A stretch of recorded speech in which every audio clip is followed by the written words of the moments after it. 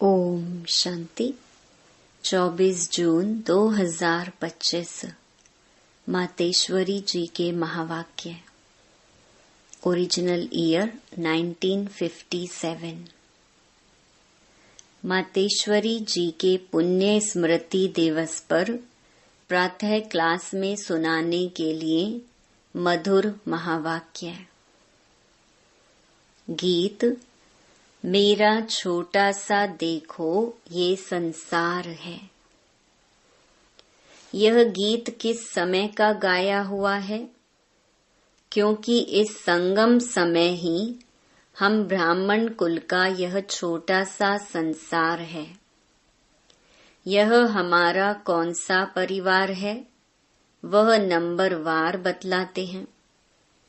हम परमपिता परमात्मा शिव के पोत्रे हैं।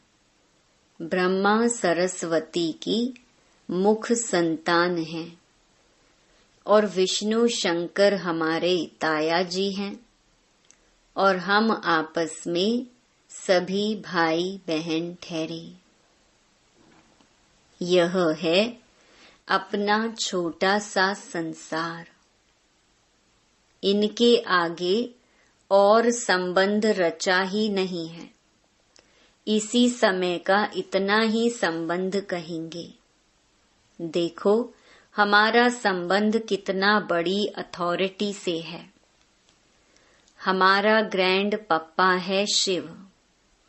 उनका नाम कितना भारी है। वो सारी मनुष्य सृष्टि का बीज रूप है। सर्व आत्माओं का कल्याणकारी होने कारण उनको कहा जाता है हर हर भोलानाथ शिव महादेव। वो सारी सृष्टि का दुख हरता सुख करता है। उस द्वारा हमें सुख शांति पवित्रता का बड़ा हक मिलता है। शांति में फिर कोई कर्म बंधन का हिसाब किताब नहीं रहता, परंतु यह दोनों वस्तु पवित्रता के आधार पर रखते हैं। जब तक पिता की परवरिश का पूर्ण वर्षा ले, पिता से सर्टिफिकेट नहीं मिला है, तब तक वो वर्षा मिल नहीं सकता। देखो ब्रह्मा के ऊपर कितना बड़ा काम है। मलेच्छ 5 विकारों में मैली अपवित्र आत्माओं को गुलगुल बनाते हैं।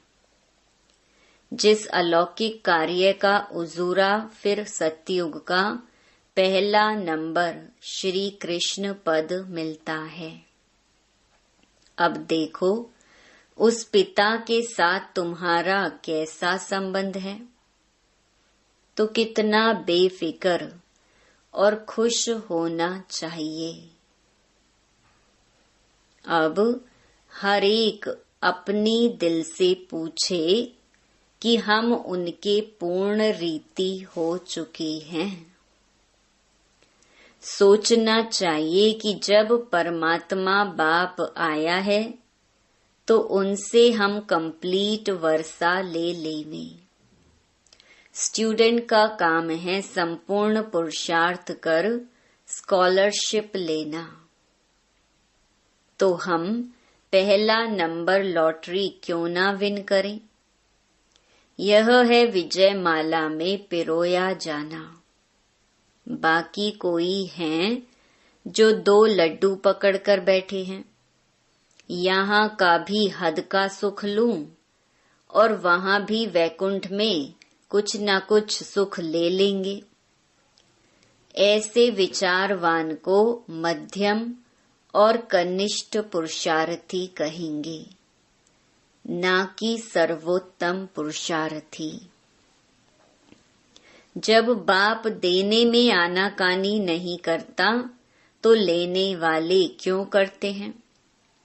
तब गुरु नानक ने कहा परमात्मा तो दाता है, समर्थ है, मगर आत्माओं को लेने की भी ताकत नहीं। कहावत है देंदा दे लेंदा थक पावे। देने वाला देता है लेकिन लेने वाला थक जाता है। आपके दिल में आता होगा, हम क्यों नहीं चाहेंगे कि हम भी यह पद पाएं। परंतु देखो बाबा कितनी मेहनत करता है, फिर भी माया कितना विघ्न डालती है। क्यों? अब माया का राज्य समाप्त होने वाला है।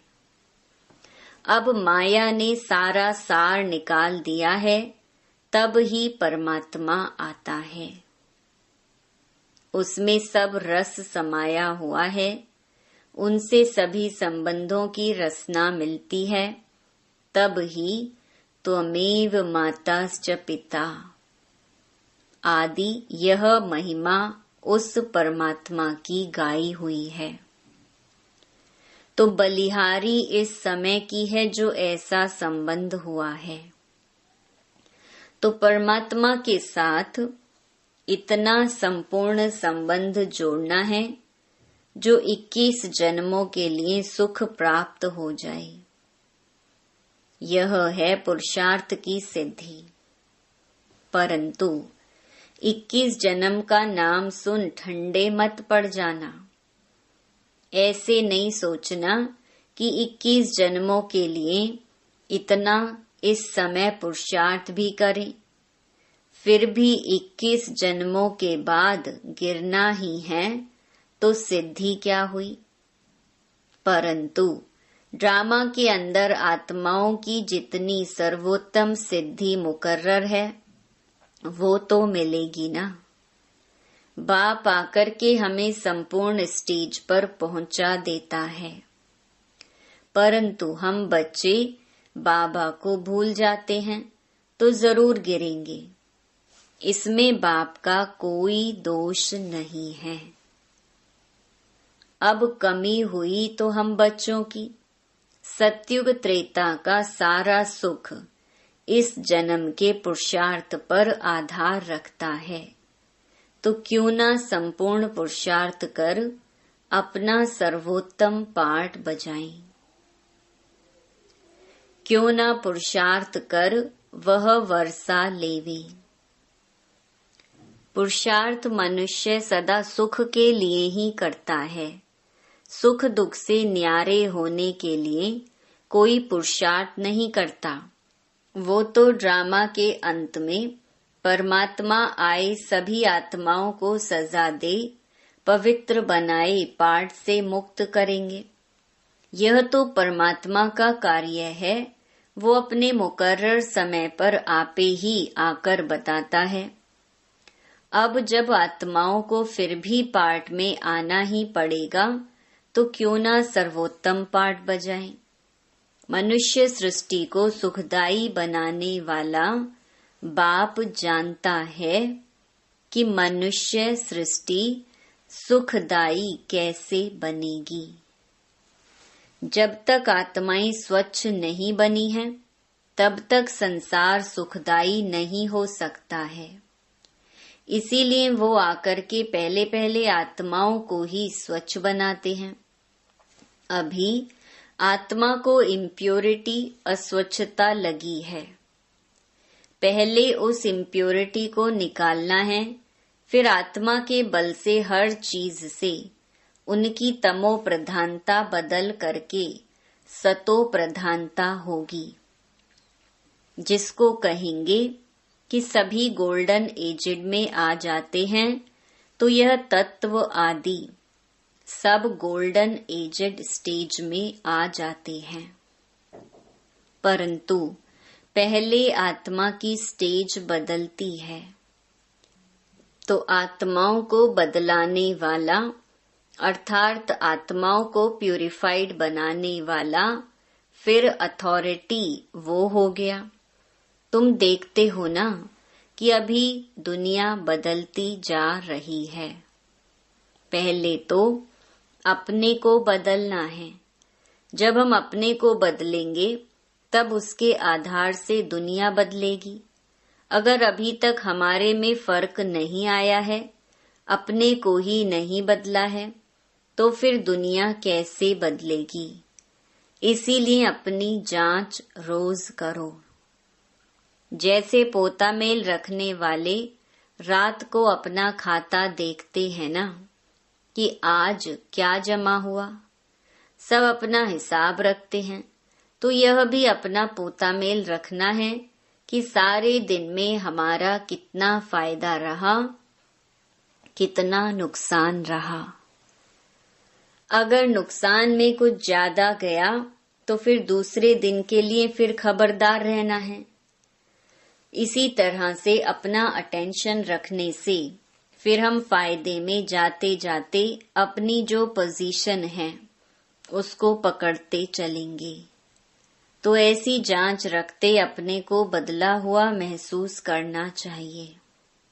ऐसे नहीं कि हम तो देवता बनेंगे, वह तो पीछे बनेंगे, अभी जैसे हैं वैसे ठीक हैं।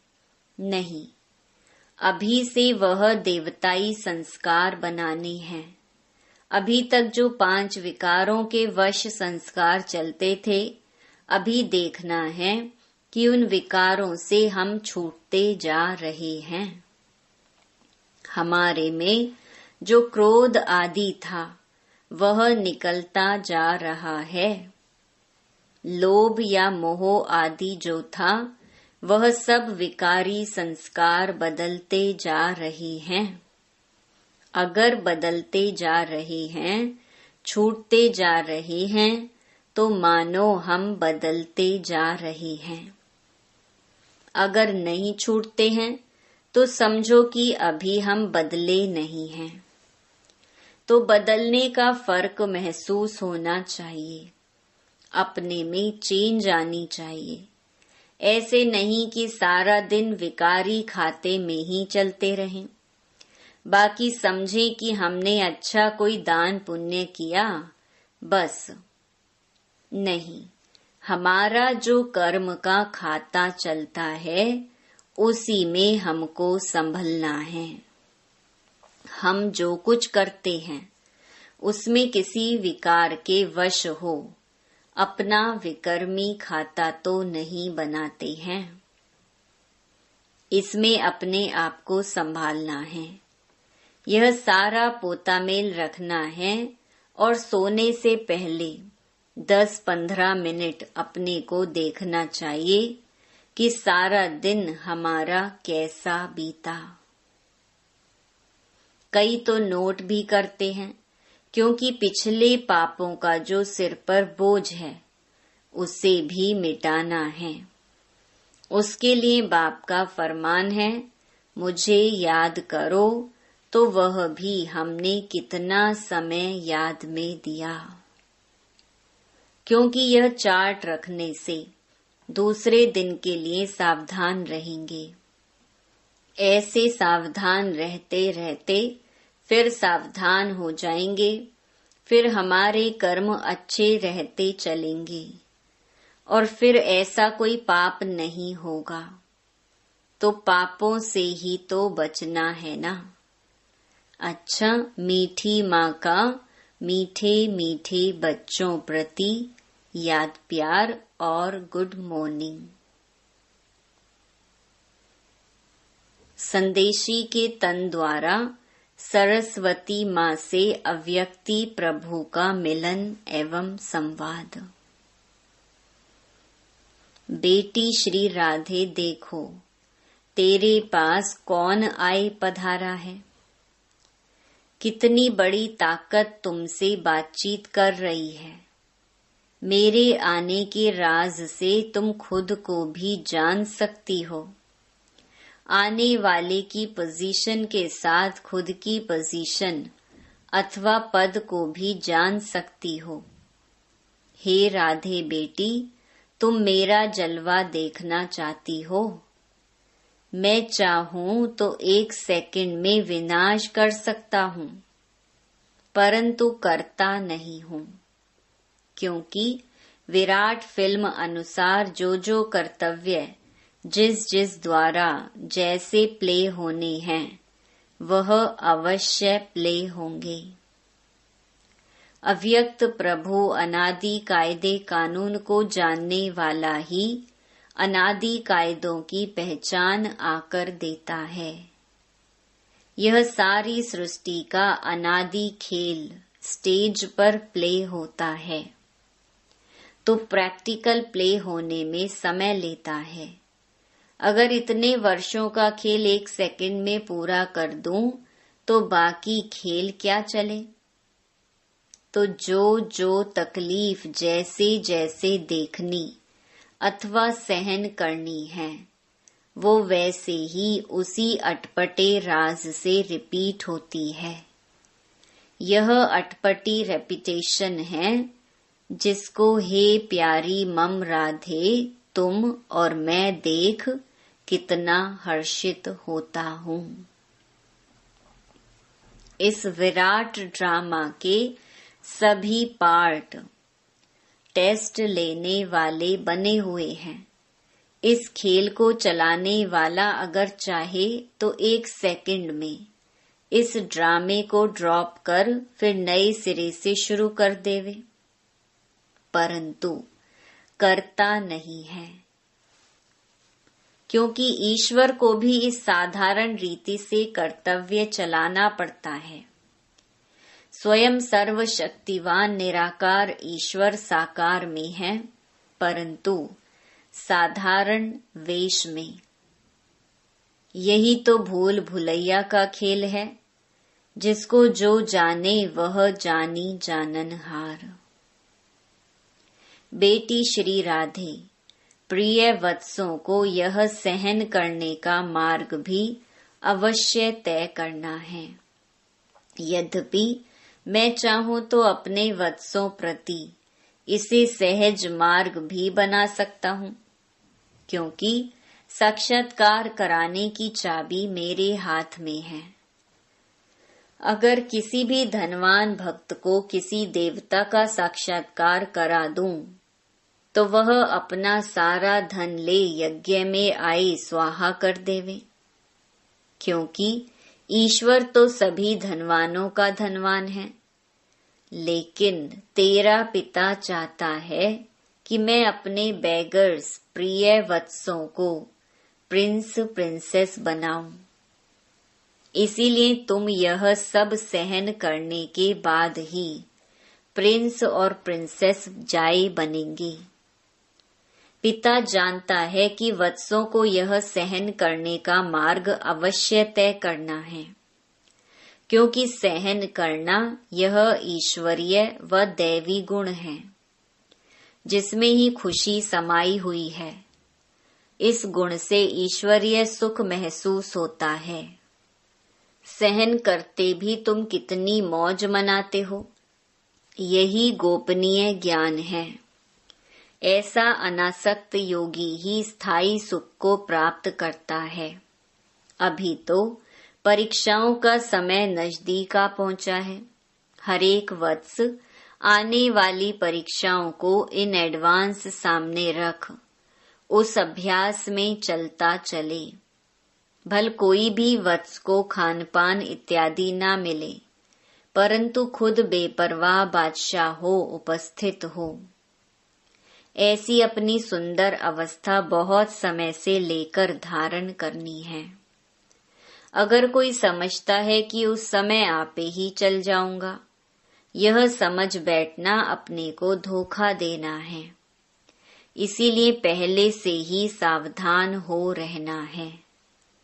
मेरे अति प्रिय वत्स याद में तो बैठते हैं, परंतु अभी तक उस लाइट का तेज मेरे वतन तक नहीं पहुंचता है।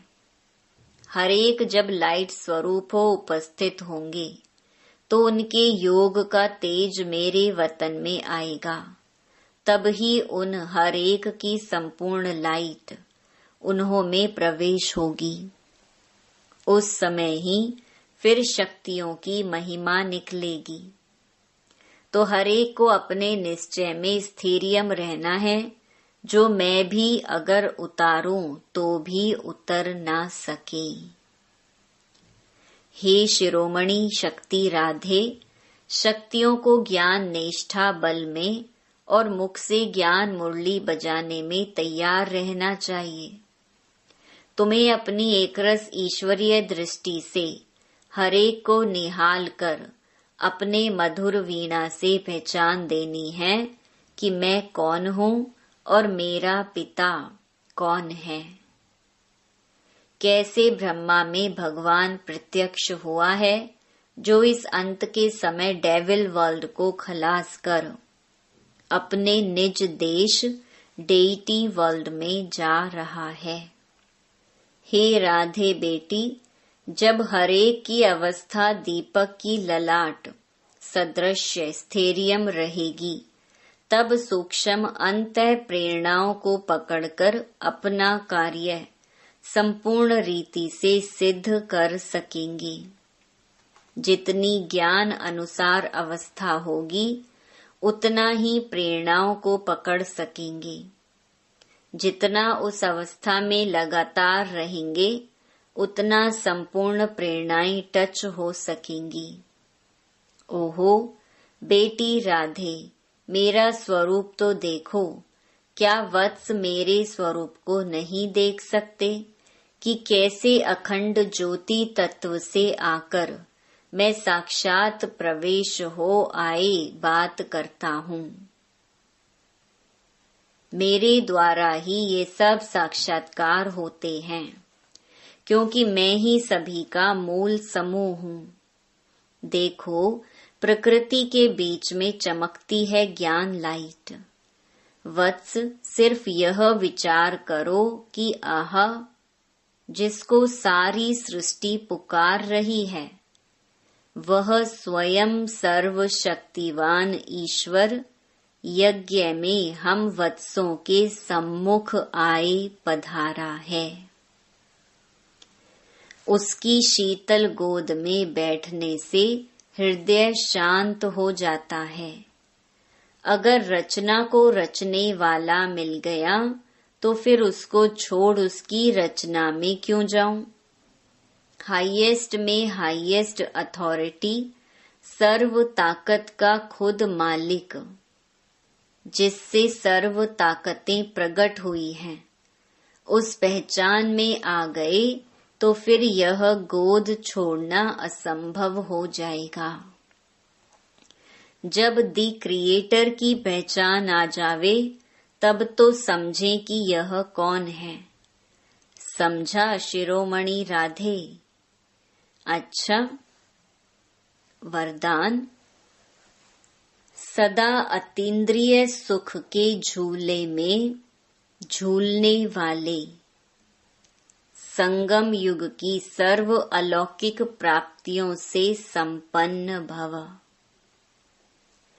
जो बच्चे अलौकिक प्राप्तियों से सदा संपन्न हैं, वो अतीन्द्रिय सुख के झूले में झूलते रहते हैं। जैसे जो लाडले बच्चे होते हैं, उनको झूले में झुलाते हैं, ऐसे सर्व प्राप्ति संपन्न ब्राह्मणों का झूला अतीन्द्रिय सुख का झूला है। इसी झूले में सदा झूलते रहो, कभी भी देह अभिमान में नहीं आना। जो झूले से उतरकर धरती पर पांव रखते हैं, वो मैले हो जाते हैं। ऊंच से ऊंच बाप के स्वच्छ बच्चे सदा अति इंद्रिय सुख के झूले में झूलते मिट्टी में पांव नहीं रख सकते। स्लोगन: मैं त्यागी हूँ, इस अभिमान का त्याग ही सच्चा त्याग है। अव्यक्त इशारे: आत्मिक स्थिति में रहने का अभ्यास करो, अंतर्मुखी बनो। जब स्वयं को अकाल मूर्त आत्मा समझेंगे, तब अकाले मृत्यु से, अकाल से, सर्व समस्याओं से बच सकेंगे। मानसिक चिंताएं, मानसिक परिस्थितियों को हटाने का एक ही साधन है, अपने इस पुराने शरीर के भान को मिटाना। देह अभिमान को मिटाने से सर्व परिस्थितियां मिट जाएंगी। अच्छा, ओम शांति।